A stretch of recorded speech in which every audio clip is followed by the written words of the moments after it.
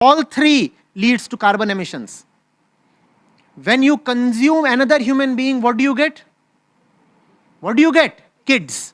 And that is the biggest cause of carbon emissions. When you consume man-made things, again, what do you emit? Carbon. Because whatever there is man-made is made using energy, and energy comes from fossil fuels. So whenever you are consuming something man-made, you are causing carbon emissions. And the third thing is consumption of natural resources. Whether you are eating vegetables, whether you are a vegan or not, or whether you are consuming meat, all of this is highly carbon emitting. Even if you are vegan, you will eat grains at least. Where will the grains come from? Where will the grains come from? They can only come by felling forests. But then you start feeling great, I am a vegan, you know. I am holier than thou. The earth does not have resources to support 8 billion or 11 billion vegans. So do not be so happy about just being a vegan. Veganism doesn't help the cause of climate change beyond a point. We need two things. One, less people and less consumption. And both of them together. Are you getting it?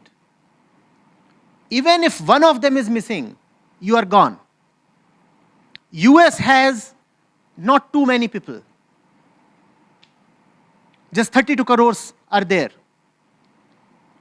And yet they are the biggest carbon emitters in the world because they consume.